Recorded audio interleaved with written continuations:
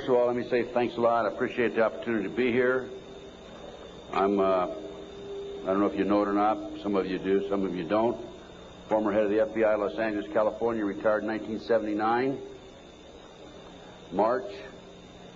And shortly after my retirement, I was asked to investigate the Jeffrey R. McDonald case as a private investigator.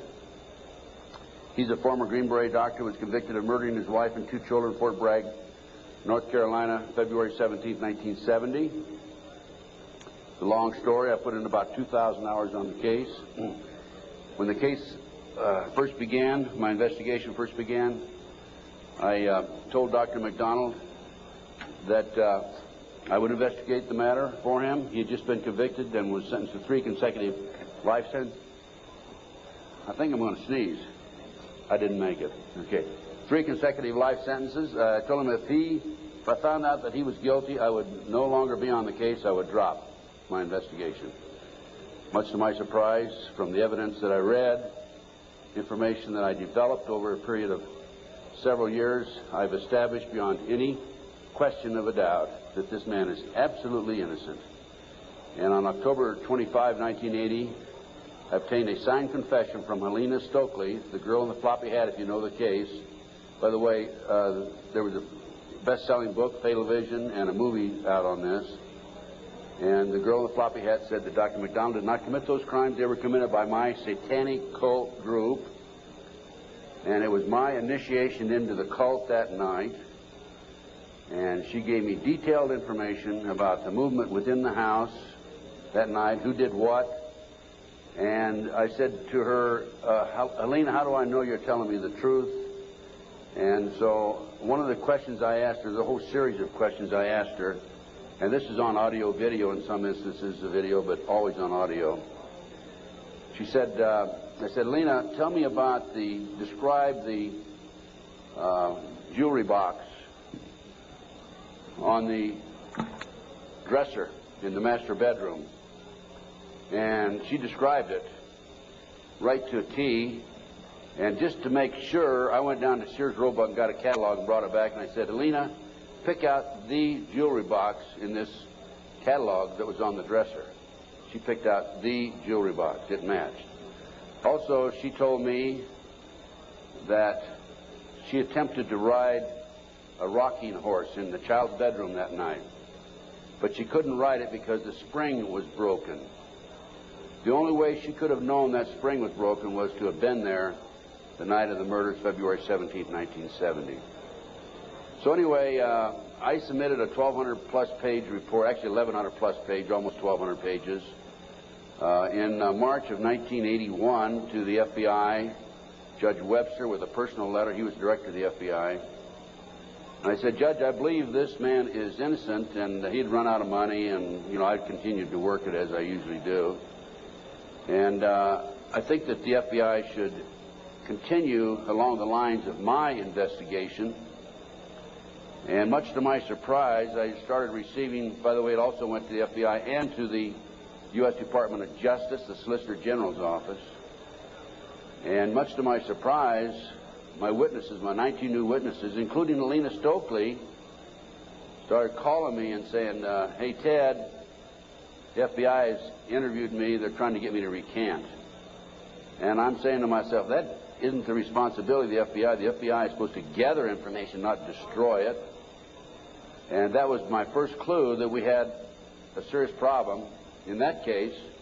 And then I continued on, and I had a number of other cases that I handled privately. And in each instance, I noticed evidence was lost, destroyed, stolen. I noticed that there were strong indications of corruption. So I asked myself, now what's going on here?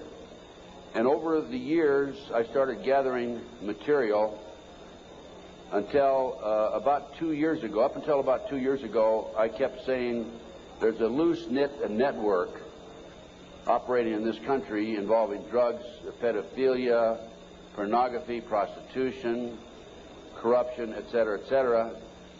2 years ago, from my research, I'm convinced it's much more serious than that. It's more than a loose-knit network. It is a conspiracy.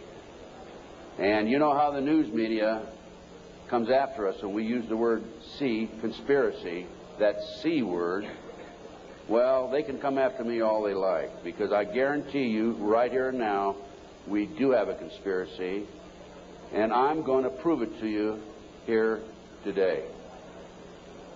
Now, one of the things that convinced me and really got me started in this regard, by the way, this conspiracy involves pornography, drugs, corruption, involves pedophilia, involves organized child kidnapping rings, the finders out of Washington, D.C., CIA cover, covert operation, involved in the international trafficking of children, terrorism, bank accounts, and it goes on and on. By the way, I strongly urge you to go to my booth after this lecture and get my research, my book and my research on missing children. We're going to go into that a little bit in the lecture. But my missing children lecture documents that the finders, an organization in Washington, D.C., this CIA front. It's a covert operation. They're involved in international trafficking of children. And I have a U.S. Customs report, official U.S. Customs report, in my book on the missing children. So I urge you to get it. It's only $10. Now, if you buy any of my products, any of my research, I beg of you, I don't want you to buy it unless you make a half a dozen copies and send it to your friends, okay? The name of the game with me is not copyright. I could care less about copyright. The name of the game is education, education, education. We need to know what's going on in this country today. So any of my research that you buy, please make copies and get them out to your friends. That's what it's all about.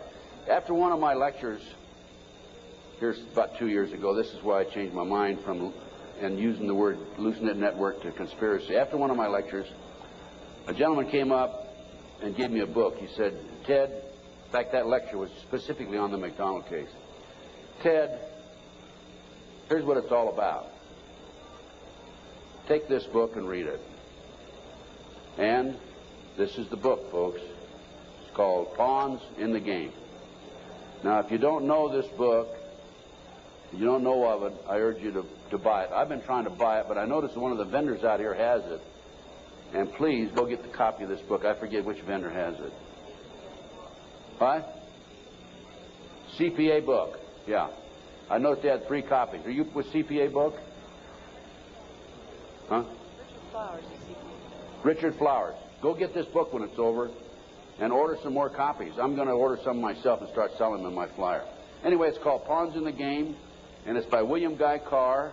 William Guy Carr had the same problem I did. He wanted to know what's going on in America and around the world. He was a Canadian, however, and as a result of his research, he wrote this book. So we have the Illuminati. Now, the Illuminati was established in 1776 by a fellow named Adam Weishaupt. In 1773, he was commissioned by one of the Rothschilds, House of Rothschild, to put together an organization called the Illuminati. And he culminated his work in May the 1st, 1776. If you'll notice, that's a communist holiday. And we're going to have to move along pretty fast. This is actually a 4-hour lecture I'm going to give you today. We're going to do it in probably an hour and 15, 20 minutes. But some of his goals, and the goals that he was commissioned to set up, there were 25 of them. And here they are right here. Here's the beginning of it right here. And rather than read each one of them, I'm going to summarize it, okay, because we got a lot of work to get into. Number 1 issue was men are inclined to evil rather than good. Number 2 goal and issue was to preach liberalism. Number 3, use the ideas of freedom to bring about class wars.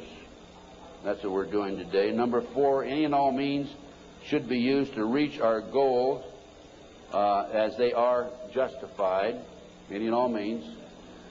Number 5, their rights lie in force. We're talking about the Illuminati rights lie in force. Number 6, the power of our resources must remain invisible until the very moment when it has gained the strength that no cunning or force can undermine it. And if you will notice, it's been very few people know about the Illuminati, so they have maintained their invisibility until most recently. Number 7, advocated mob psychology to obtain control of the masses. Number 8, use alcohol, drugs, moral corruption, and all forms of vice to systematically corrupt the youth of the nation. I mean, I don't need to document that one. How about South Central LA, CIA drug operations coming in there? How about Mena, Arkansas? Drugs coming into this country, arms and munitions going out. If you don't believe me, talk to Terry Reid, talk to Chip Tatum, talk to some of these other individuals who I personally know. During the recent, last fall actually, drug hearings by Mr. Arlen Specter, Senator Arlen Specter, one of the big phonies of Washington, D.C., the magic bullet theorist, I watched those hearings, and I couldn't believe the mamby-pamby, weak witnesses he brought forward, people that really had no direct knowledge of the drug operation. And that hearing was about bringing drugs into South Central LA by the CIA. I sent him a list of 16 names of people who had personal, direct knowledge of drugs being brought into this country by the CIA. Never heard another word. None of those people ever appeared as witnesses. I might also mention in Oklahoma City, I sent my report, copied my report back to the committee. I sent them a fax and said I had information which would be vital to your investigation of the Oklahoma City bombing. That report, by the way, is also available to you. I urge you to buy it. Never received a response. Number 9, seize property by any means. We're seeing that on a daily basis. Farmers, businessmen, people who are arrested on nebulous charges, their property's being taken away from them. Here's an example right here. This lady right here, she lost everything. Everything. They've come out and raided her house twice, Linda. Twice, Linda. This lady had a house that she bought before her marriage. It was in her name, and they seized it. She no longer has that house. Number 10, deal with the use of slogans such as equity, liberty, fraternity into the mouths of the masses in psychological warfare. Boy, if that isn't Bill Clinton, I never saw it and never heard it before. That man is unbelievable. As former Congressman Dennemeyer describes him, he's a draft-dodging, womanizing, pathological liar, and he certainly fits into item number 10. Number 11 dealt with war, number 11 theory and goal. In 1773, Adam Weishaupt set down policies that were publicly announced in 1939, folks. 1773, publicly announced 1939 by Britain and the United States. And the war should be directed so that the nations on both sides are placed further in debt and peace conferences conducted so neither combatants obtain territorial rights. Yalta. Perfect example. Stalin, Roosevelt, Winston Churchill after World War II. Number 12. Told those present that they must use their wealth to have candidates chosen to public office who would be obedient to their demands and would be used as pawns in the game by the men behind the scenes. The advisors will have been bred, reared, and trained from childhood to rule the affairs of the world. We have that today without any question. The men behind the scenes. Number 13, control the press. If you heard my lecture yesterday on Oklahoma City, I documented that the mainstream media is being controlled by the big power people, by the phony politicians, by the bureaucrats, without any question about it. Information in the media, I have an itchy nose today. Maybe I'm going to kiss a fool or something, okay? We have a documentation of that, and I have that in some of my lecture material out and also my books. Number 14, their agenteurs will come forward after fomenting traumatic situations and appear to be the saviors of the masses when they are actually interested in just the opposite, the killing of the masses. The riots in Watts, the riots in South Central LA, folks. Number 15, create industrial depression and financial panic, unemployment, hunger, shortage of food. Use this to control the masses or the mobs, and use the mobs to wipe out all those who dare to stand in the way. Well, I'll tell you right now, every expert I've talked to is talking about food shortage. And it's coming, I'm convinced. And we also know about the market crashing here in October. I had a market specialist on my radio talk show, and if you don't listen to my show, I urge you to, because it's a real good, solid education for you. Just this week, George Green, he was also on my show on October the 6th. George told us on October the 6th there would be a crash of the market in October. It came. Now he told us this week there will be another crash, and it will drop, he thinks, 2,000 points. So we'll see what happens. I hope it isn't true. Number 15, create industrial depression and financial panics, unemployment. I've already covered that. Number 16, infiltrate into the secret Freemasonry to be used for their purposes. That's been documented many times. Number 17, expound the value of systematic deception. Use high-sounding slogans and phrases and advocate lavish promises to the masses, even though they cannot be kept. Again, Bill Clinton. George Bush was good at that too, by the way. What's the difference between the Republicans and the Democrats high up? Nothing. Zero. You know, Mr. A, who has a booth next to mine, mysterious Mr. A, he talks about subliminal messages. If you look at the logo of the Republican Party, you know the elephant with the 3 stars across the top? Well, if you look at it today compared to 2 years ago, the stars have been inverted. The point used to be at the top 2 years ago. Now the point's at the bottom. Satanic, folks. I can't say for sure, but that's a subliminal message. Inverted stars.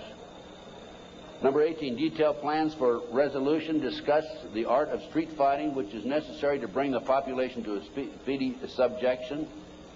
Number 19, use their agentures as advisors behind the scenes after wars through secret diplomacy to gain control.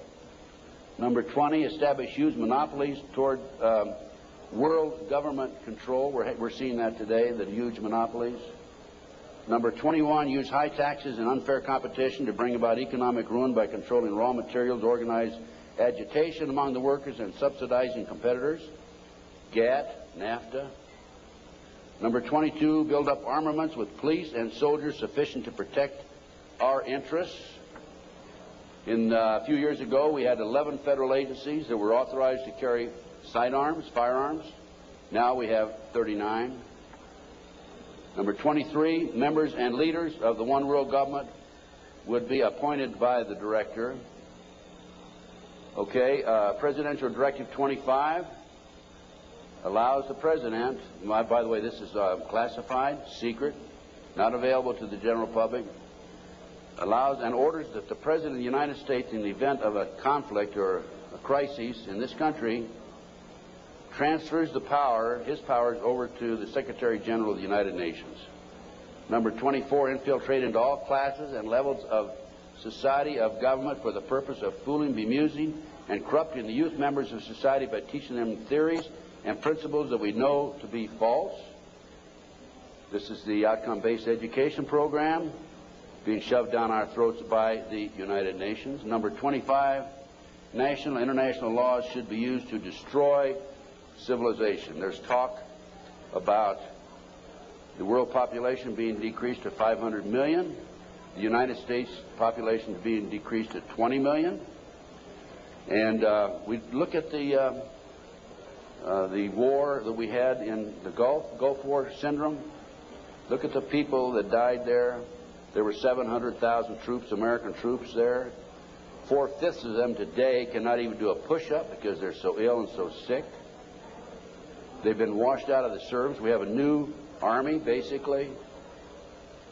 And the story goes on and on. Okay.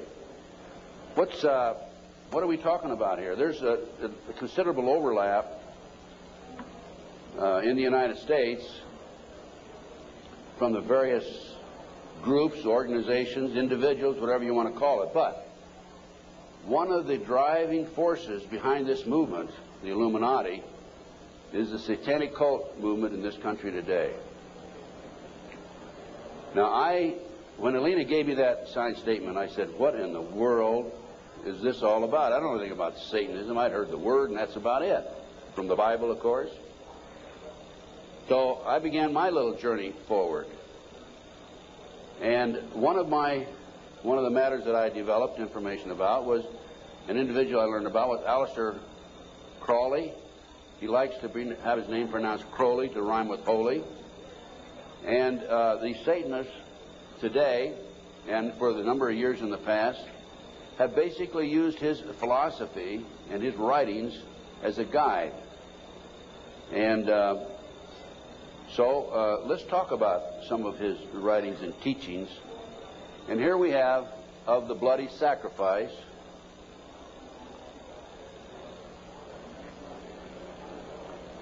And here we have the blood is the life.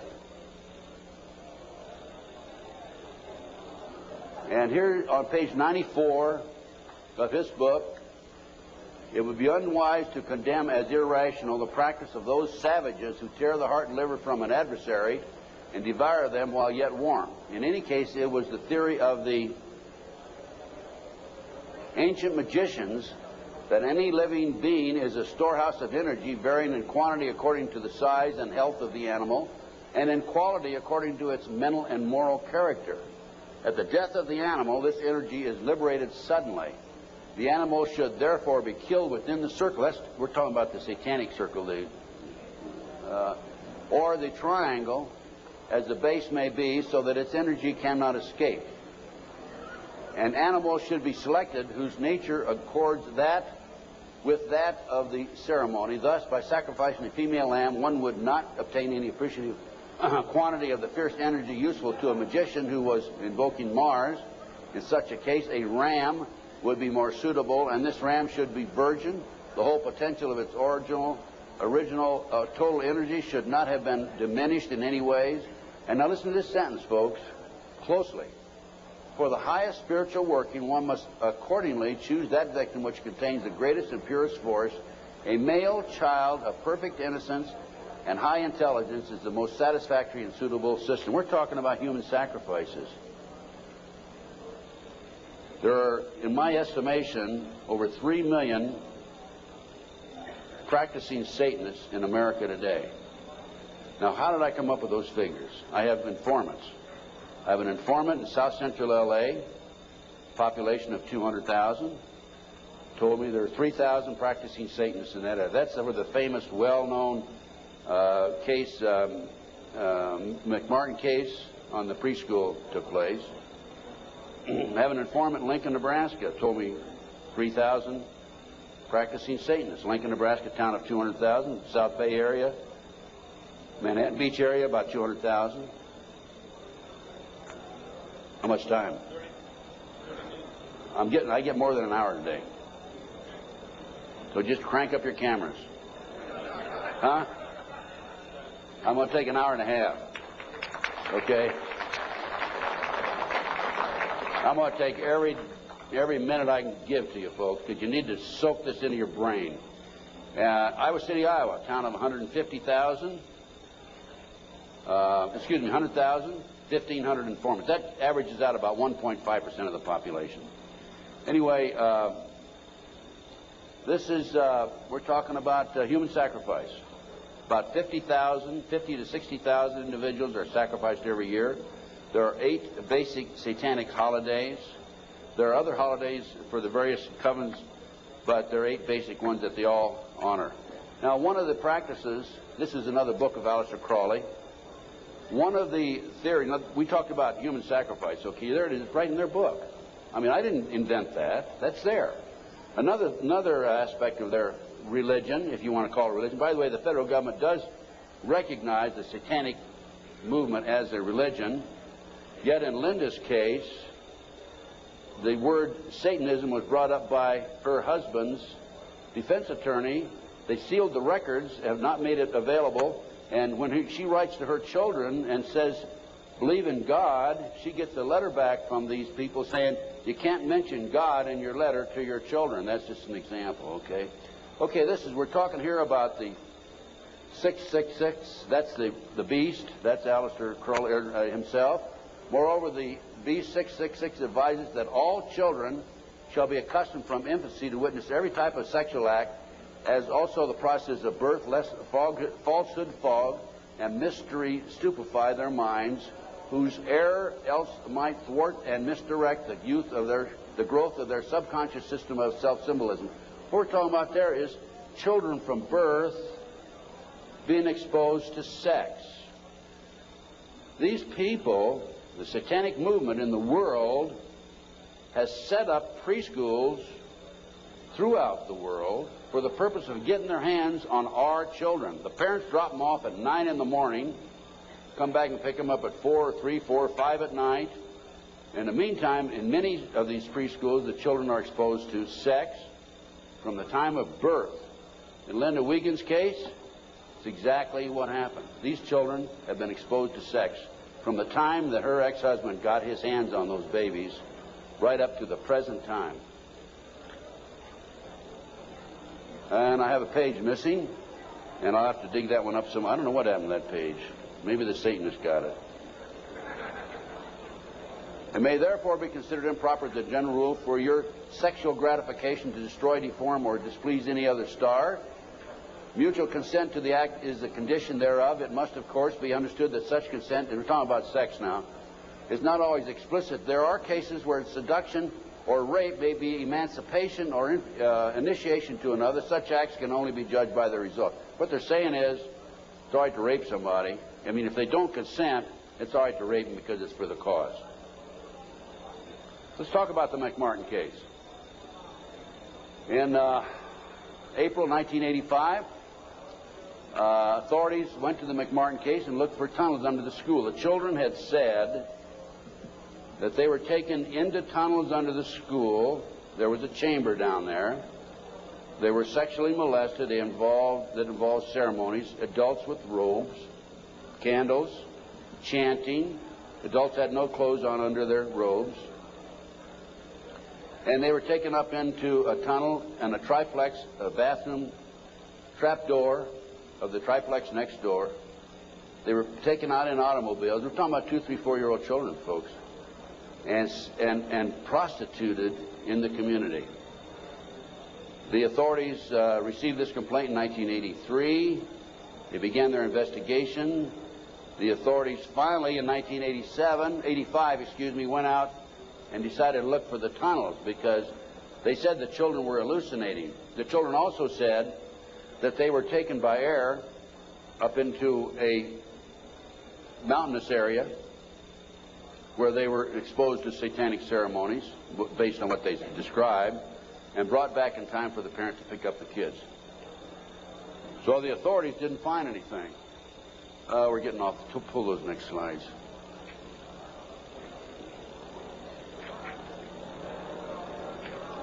Well, I'll tell you what. In the spring of 1993, I heard that the property of the McMartin School had been sold from the McMartin family to the defense attorney, actually given to him. He didn't make enough off the county. His bill was only $3 million. And from there, he said he was broke and he sold it to a contractor. The contractor was going to build an office building on the space. And I heard that the contractor had this property. And so I went out and contacted him. And I said, dear sir, I would like to have access to that property. He said, I'll give you 2 weeks. I signed a contract, assumed liability, and along with some of the parents, we hired an archaeologist from UCLA, Dr. Gary Stickle, knowing full well that I'm not qualified to say there's tunnels under there, even if I found them. And we began our dig. At the end of 2 weeks, I had to stall, because Dr. Stickle was not quite ready to admit there were tunnels. It took us 34 days.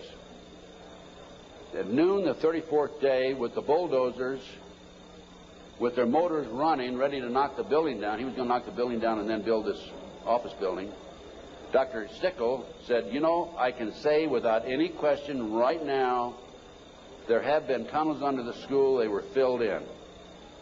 Now, I'm going to show you the documentation on the tunnels. This is it. No, keep it there. Keep that there. This is the what we found. This is a preliminary report. I have a 186-page scientific report available to you out here if you're interested, by the way.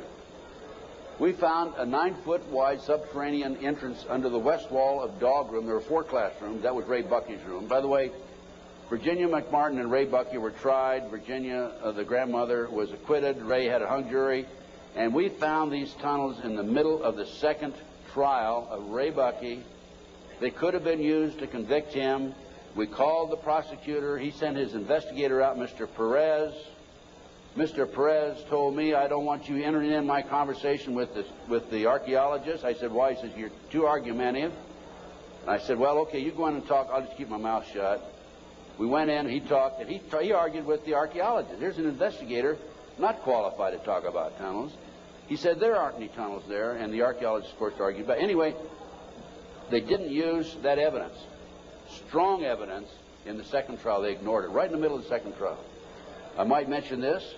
The children identified professional football players, professional baseball players, household name actors, actresses, and the son of the leading politician, not a leading politician, the leading politician in Los Angeles as being perpetrators. Okay, we found an avocado tree root cut on both sides of the entrance, and I'll show you this in just a few minutes. The entrance of the tunnel, as I said, it was 9 feet across the top, and on one side was a live avocado root, on the other side was a dead avocado root. They had to cut that out. We have this, by the way.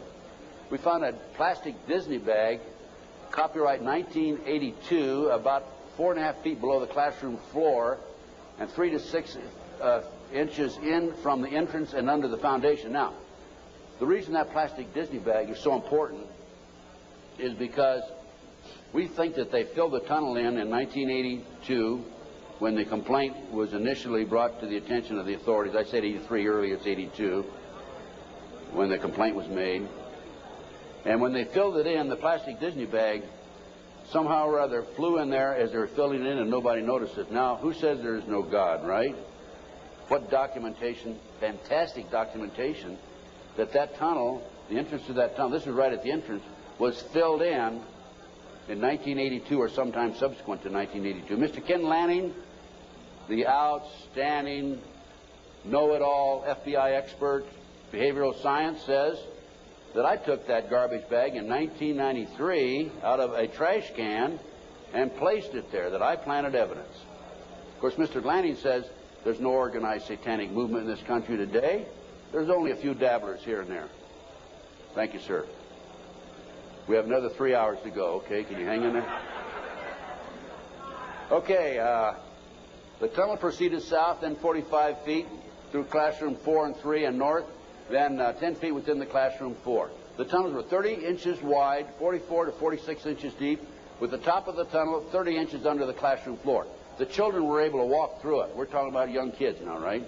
The adults had to stoop down and walk through it, but they could do it. The tunnels were built in kind of a triangular, or I should say a semicircle type, so that they had natural support, I guess. These people know everything. They are brilliant. The footing between classroom 3 and 4 was arched, for the tunnel passed underneath it, and 12 inches shorter in depth at this location than the same footing 12 feet to the north. I'll show you that in just a minute. That's significant, because the arch was where the tunnel went, and it was arched in that particular location, whereas 12 feet away, it was 12 inches longer or thicker. Footing between, let's see, there were 4 large upright containers were found in the tunnel under the arch, obviously hand-placed. A 9-foot wide chamber was found along the tunnel across classroom 4. The top of the chamber and the top of sections of the tunnel had layers of plywood covered with tar paper, which had apparently been supported by cinder blocks and 2x2 and 2x4 wooden posts found underneath. Tunnel features made it evident that the tunnels had been hand-dug. The 7-foot tunnel extended into the triplex next door. Tunnel extended from the bathrooms off the office and classroom 1 to the front yard of the triplex next door. Front yard concealed from the street by a 3-car garage. Children described the entrance and exiting tunnels in the triplex yard, exactly where the tunnels and exit were found. A 39 by 41 inch area under a hole cut in this neighbor's bathroom floor had been excavated and subsequently tilled. Now, that was where the kids told us ahead of time that they were taking us up in a trapdoor in this bathroom.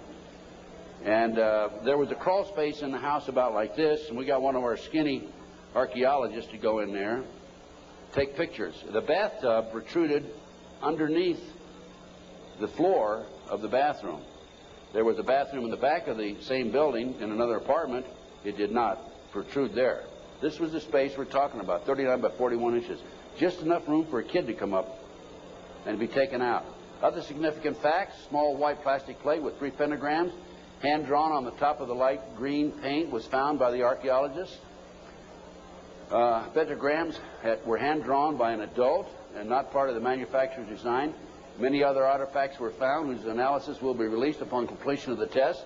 The analysis has been released. That's the scientific report I told you about. No doorknobs were on classroom 3, only a dead bolt lock. Each classroom had an on and off switch which was labeled fire alarm. The system did not connect to the fire station but was used as an alert within the school if somebody came around.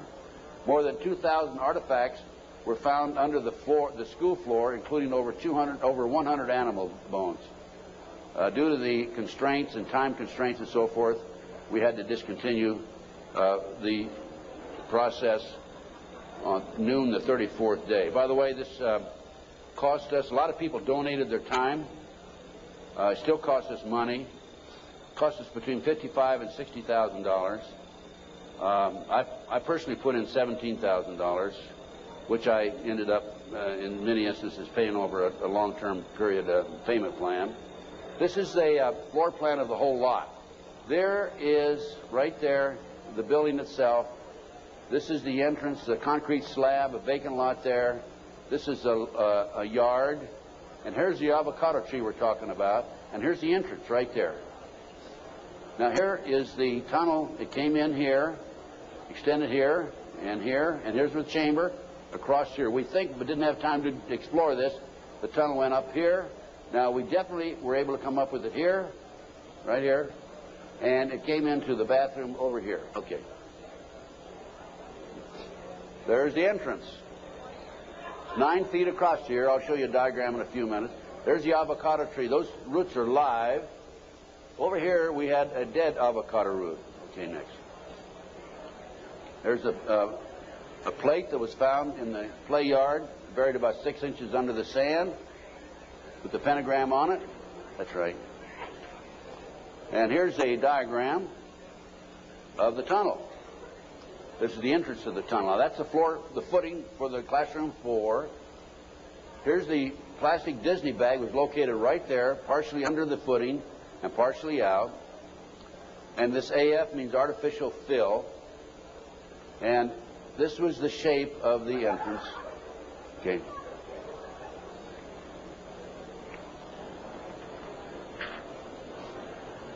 Here's your diagram. These are your drawings. Artificial fill. Here's the avocado root there. Here's the dead root over there. Distance 120 or 21 inches below and 14 inches below the footing. There's the avocado root there, live avocado root. And these are all diagrams by the archaeologists. Good documentation. They're the roots themselves. That shows you the size, 2 centimeters. Next. There's the plastic Disney bag. Turn it over. There's the plastic Disney bag. Disney, classroom 82, 83. Sandwich bag. It was a sandwich bag. This shows the arch of the tunnel. Now, the school was built in 1966, which means the foundation was laid then. And here's your arch. And this is from classroom 4 here into classroom 3 over here. And it was 12 inches higher over to the left. Go ahead. There's yours truly looking up. This was in classroom 4, as I recall, and this is where the tunnel extended, right along here. Now, the reason the tunnel's been filled in, you have to understand that, and the reason the archaeologists could say that they were filled in is because the texture of the dirt that had been filled in was different than the natural texture. Okay. Just turn it off for a minute. In addition to the tunnels, I developed information that an abandoned satanic site was in Crestline, California. Crestline, California is in the mountains. The kids said, remember a few minutes ago, they were flown by jet, or flown, they didn't say jet, into the mountains. There's an airport 10 minutes from the McMartin Preschool. It's Hawthorne Airport. There's a landing strip in Crestline. I heard about this abandoned satanic site, and I went up to the site, took pictures. And this is what by the way, before I go on with this, I called the prosecutor in the McMartin case. And I told her, hey, I think I know where the children were taken. If they weren't, it's certainly worth looking at. And I will be glad to make this information available to you. And if you want to have the children go up and look at this abandoned satanic site, we can. She said, we're not interested. They weren't interested in hardcore evidence, the tunnel. They weren't interested in this abandoned satanic site. Go ahead. This is what we found. 666, one of the satanic signs. That's a stone on the site. The house had been up here. The day after the McMartin case broke in the news, the house burned to the ground.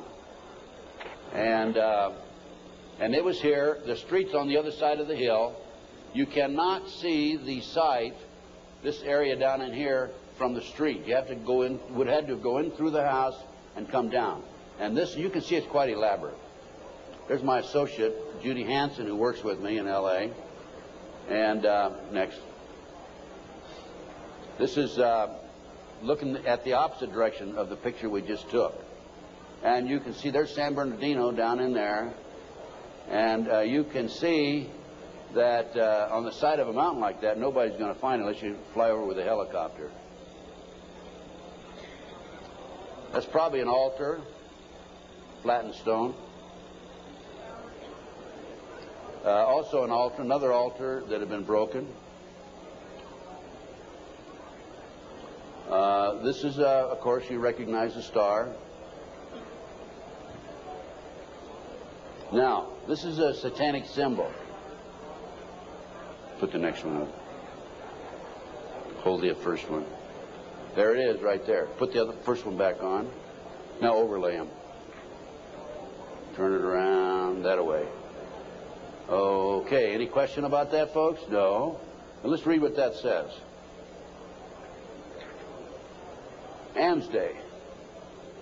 Asmodeus, a strong and powerful king, appears with 3 heads, the first like a bull, the second like a man, the third like a ram. He has a serpent's tail, the webbed feet of a goose, and he vomits fire. He rides the infernal dragon, carries lance and pennon, and is the chief of the power of Ammerman. He must be invoked, be bareheaded, or otherwise he will deceive. He gives the ring of virtues, teaches arithmetic, geometry, and other handicrafts, answers all questions, makes men invisible, indicates the place of concealed treasures, and guards them if within the domain of the Ammerman. Oh, what do we got here? Another satanic symbol. You think that wasn't a satanic site? Overlay it. Okay. Is that it? The other way around, isn't it? Yeah. Flip it around. Okay, there you go. Okay, now let's read what that sign means. That is the seal of Amsman scale. I guess that. No, that's the wrong one. That's the one before. Belial, a mighty king, created next after Lucifer, appears in the form of a beautiful angel seated in a chariot of fire and speaking with a pleasant voice. He fell first amongst the superior angels who went before Michael and other heavenly angels. He distributes preferences of senatorships, causes favors of friends and foes, and gives excellent families. Familiar. He must have offering and sacrifices made to him. Next. And there's another satanic sign. I couldn't make that one out, so I couldn't match it with anything. obviously. Here's some ovens.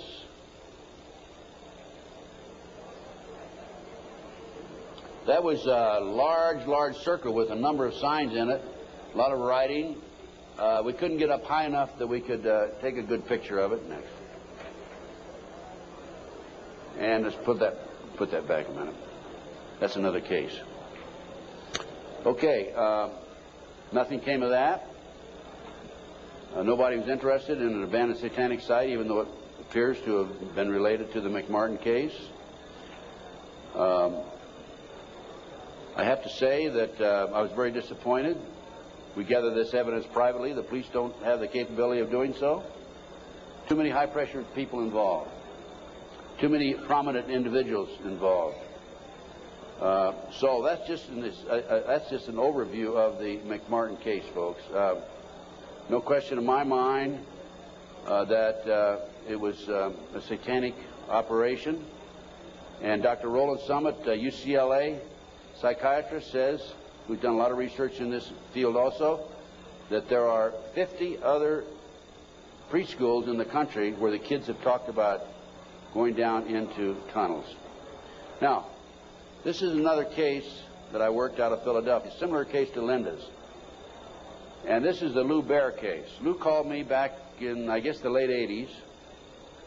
And he said that he had gone underground with his children. The great FBI came in with their SWAT team, as they did with Linda, raided his house, grabbed him, put him in jail, took the children, turned them over to his ex-wife, whose boyfriend, according to the children, was sexually molesting them. And Lou said, "What can I do, and how can you help me?" So I was willing to go back and testify for Lou. And one of the matters that I was going to testify about were the drawings by the kids. And it's not a funny thing, but it's an established fact that children who have been sexually molested for some reason or other, when they're, 2, 3, 4, 5, 6, 8, 10 years old, whatever, will invariably draw pictures of their activity, of their exposure to these nefarious matters. Invariably they do that. Now, when I was that age, I was drawing cars and airplanes, and the girls were drawing flowers, right? But these kids invariably will draw these pictures. As you can see from Linda's case, she has pictures at her booth that her children have drawn. Now, I was going to go back and testify for Lou, and I was going to say that based upon my reviewing the pictures drawn by the children, they've been exposed to a satanic activity. This is the most telltale of all the pictures. I'm going to show you a series of them. This is a totem pole with a goat's head at the top. Children at the various highest level. I understand, again, I say I understand because I'm not sure, because there's so much secrecy involved in the satanic movement. 8, 10 layers of classes of people within themselves, like the dabblers on up to the very highest level. But from my sources and my informants, I've been told that the various highest level of Satanism, you will have the totem pole, which is usually 3 to 6 feet tall, made out of wood, with the goat head at the top. So I was going to testify that based on my experience, that these children were exposed to the highest level of Satanism mainly because of this drawing right here, the totem pole with the goat's head. The judge would not allow me on the witness stand. I flew all the way to Philadelphia from Los Angeles, wouldn't allow me to testify. These are some of the other drawings. This is a body on a slab, undoubtedly an altar where they sacrificing blood. The genitals, and let me mention this also, children who have never been sexually molested in a recent study, not a recent study, a study back about 7 or 8 years ago, children who have never been sexually molested do not draw the genitals. Children who have been sexually molested, a high percentage of them draw the genitals, and so children who have been ritualistically sexually molested, a higher percentage will draw the genitals. Little Matt Bear drew a picture of people, a fire, a baby being thrown in the fire, human sacrifice, obviously. An altar, bone, liver, blood, kitty. And another ritual ceremony. Here's trees, people, fire. And another, people have no cloth on, he says. Table, knife, devil. Okay, that's the Lou Bear case. Now, I think we're going to we got just a few more minutes, and I want Linda to take the podium, talk about her case. But I'm going to run through these next slides real fast, Linda. 100,000 children disappear every year per Reader's Digest, July 1982. Next. This is the official U.S. Customs report that establishes the great CIA, under the name Finders, a covert operation, is involved in the international trafficking of children. It's about 9 or 10 pages long. We'll just flip through the pages. If you want to take a look at this report, go to my table and take a look at it. And if you want, please buy it. It's $10. Make copies. Get it out to your friends. Okay, keep going. Just go real quick. Keep going. Go to the last page. Just flip them and then just go to the last page. That's how long it is. Keep going. And some more.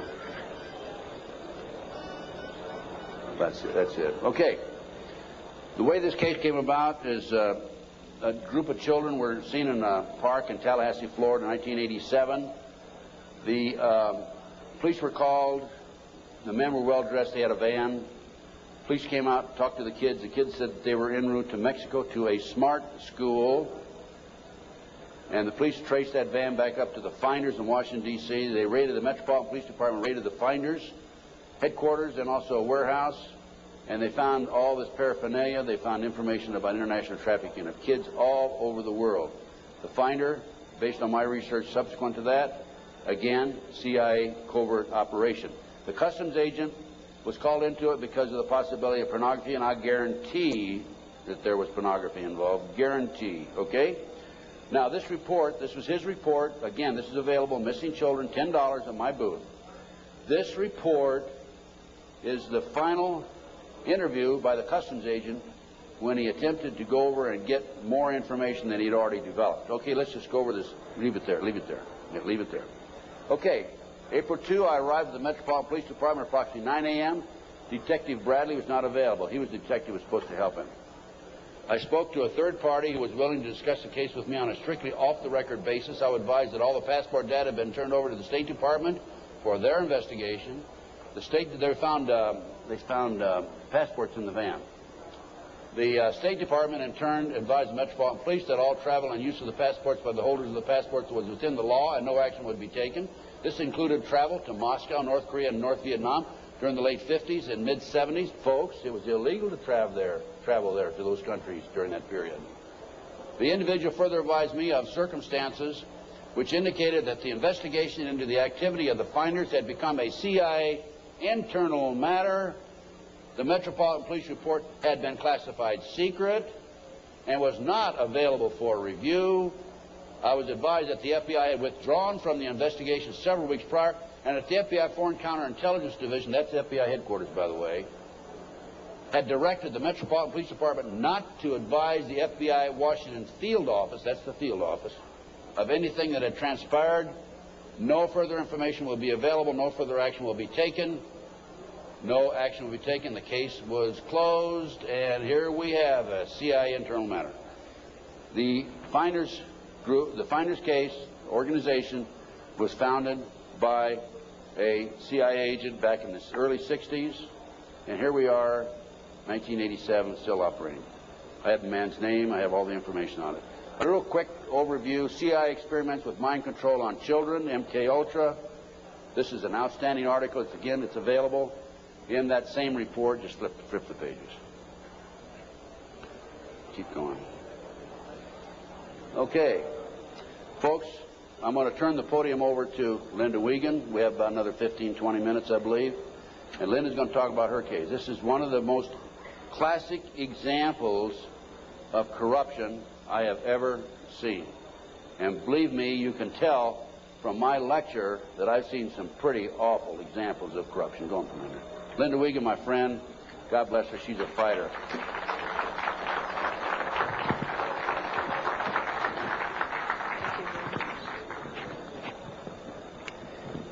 Thanks. I'm here to tell you I'm a living, breathing example of what happens when a satanic cult abuses your children. And sometimes I put slides above the abuse, but after seeing the slides of the children this morning, I think you understand what this is about. And there's pictures over at the booth right out here. The devil to me, maybe 10 years ago, was something that was, I went to Catholic church. I'm still Catholic and Christian. I went to church, and the devil was something out there that you didn't want to talk about at night, and you didn't talk about in the dark, and it was just something in science fiction movies. My children disclosed just sexual abuse in early 1993. They were masturbating. They were pulling their pants down at the supermarket. They started having oral sex with my St. Bernard, inserting pens and pencils into the dog's rectum. The behavior got worse and worse and worse. I woke up one morning. I don't usually talk about this stuff. I woke up one morning to the bread, the butcher block that you cut bread on, because I'm a vegetarian, so it wasn't a butcher block. And there was a huge bread knife in the middle of the butcher block with a big pool of ketchup in the middle of it. And that was on my kitchen table. And I said to my children, what is this? Who did this? What does this mean? And my son John said, Mom, this is some of the things that we have to see and that have been done to us. I knew I had a big, big problem, and I had no idea what it was called. I called all over the country. I had children's drawings for the police. My husband was under arrest for sodomy and oral sex with my children. And I had all kinds of drawings that had circles and people with, there was black candles always in the middle of these tables, and all this oral and anal sex pictures. And I went to the Catholic Church and I said, I don't know what this is, but it seems to me these drawings are significant.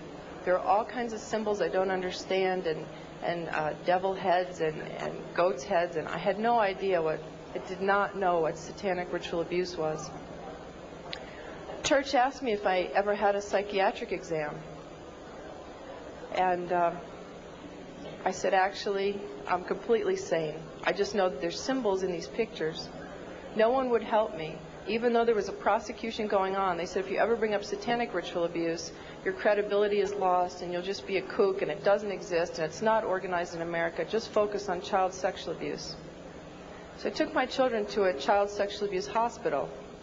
And while they were being treated, and I had legal custody of my children, and my husband and his lawyers and the judge found out my children were in an expert hospital, they confiscated my house, everything I've ever owned, from my baby pictures to my clothes. I walked away with literally the clothes we had on our backs.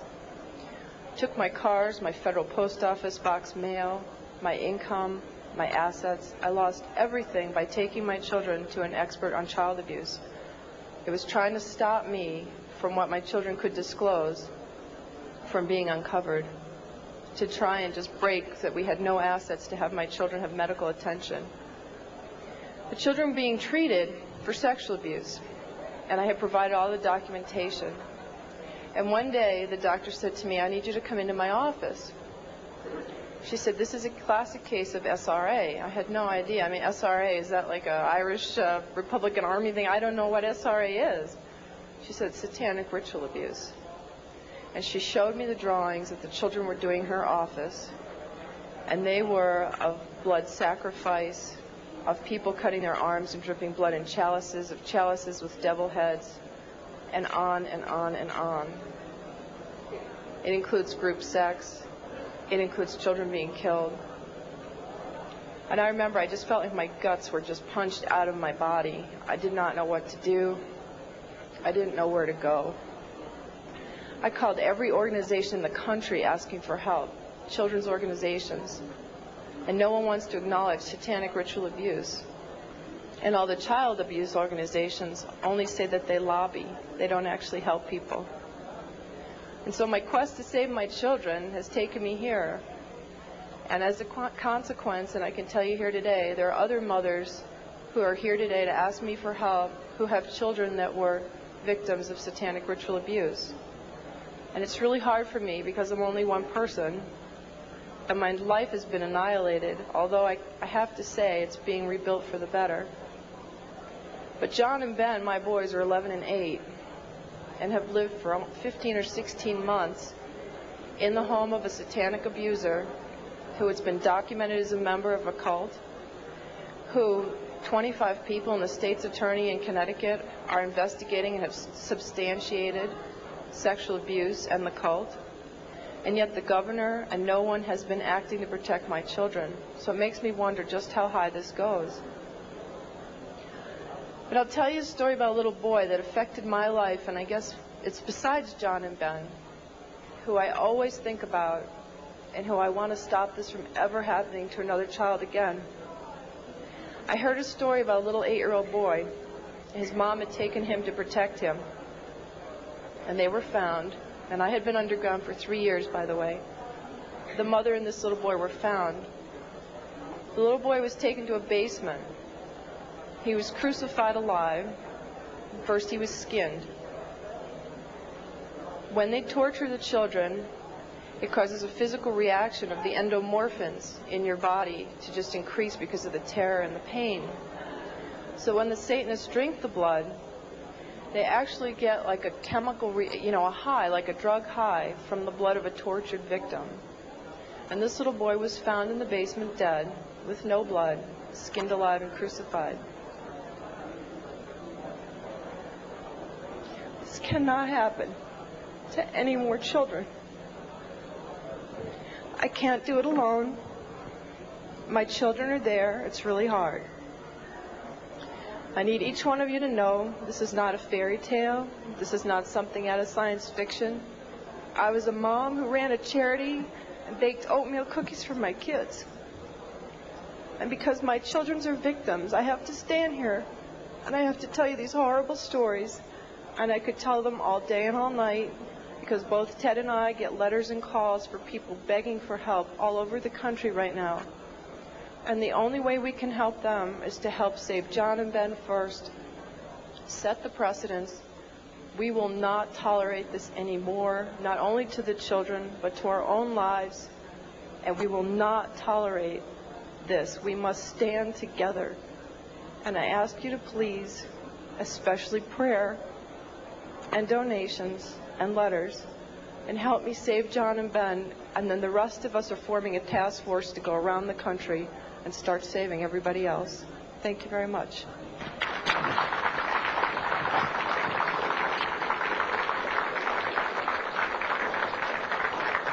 Thank you, Linda.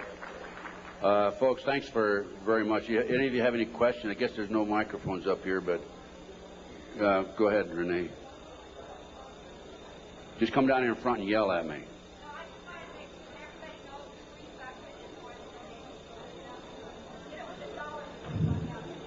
It's immediately behind this curtain on the left, and if you can just go put a few dollars in the basket there, it'll help. What we have now is we have a team of investigators organized in Connecticut. Many of them are working on a voluntary basis. Some are charging a minimal amount, the discount rate. We have attorney fees. We have filing fees to file the civil rights federal violation case against the 4 judges. And the state of Connecticut, which was filed here about 10 days ago, cost us $1,000. We served the 4 judges, 2 attorneys, and the governor with letters just about 2 days ago telling them unless they release the oldest boy back to Linda. By the way, this boy is not the biological son of the ex-husband. He never adopted this child. Unless they release this child back, we're going to file criminal felony charges against the judges and the governor and others in the state of Connecticut. And we're not kidding. We're going to do it, okay?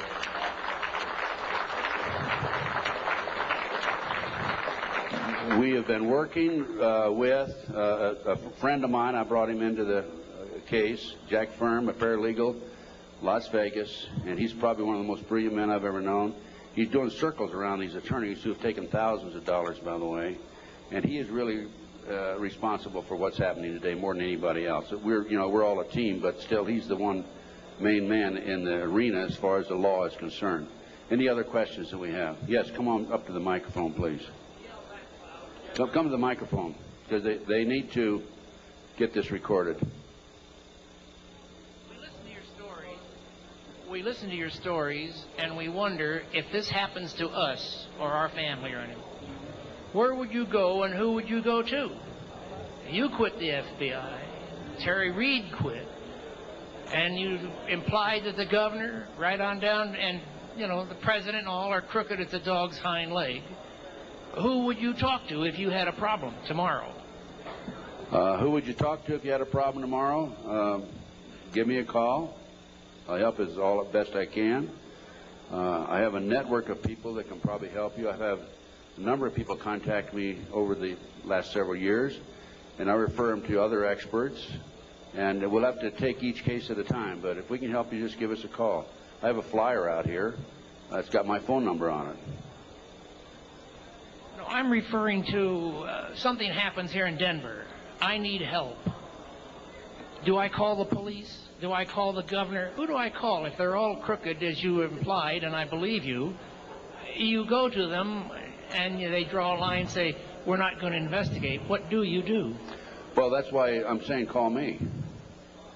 Because we have the network of people, and we're in the process of forming a foundation.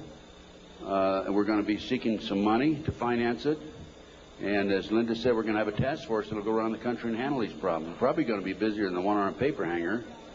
But just give us a call. We'll do what we can to help you. We'll try to help you. Can you go to the police? Yes. Go to the police. Make a matter of record. What I suggest you do with the police is go talk to them personally, and then go back and write a letter, confirm your conversation, send it registered mail so you have it on record. Anybody you talk to in these type cases, make sure you have it a matter of record. Certified mail. Yes, question. Yes. Will you name public profile figures that were suspects out in the California case? The people that were named by the children? Can you do that? No, I can't name them because I can't prove it. All I can tell you is what the kids said.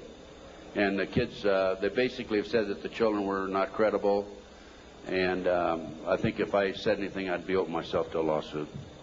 I'm not afraid. If I could name them without being sued, I would. But believe me, they're very prominent people. They're household words. What elements of possible satanic abuse do you see in the John Bonet case? Interesting question. What elements of possible satanic activity do I see in the Bonet case? I can't prove it. From the day that case broke in the news until today, I see signs of it, indications of it. The tourniquet around the little girl's neck. One of the practices that they have in their mind control activity and is to take a child right up near death and then bring them back from close to death. I would suspect that that's a possibility here, that they took this child too far and the child passed away. I don't know again, but I'm saying based on my experience and expertise, good possibility of that. I'd say there's a good possibility that, in fact, I'm confident that the family knows much more than what they're telling. The fact that they were not cooperative for a number of months would indicate that.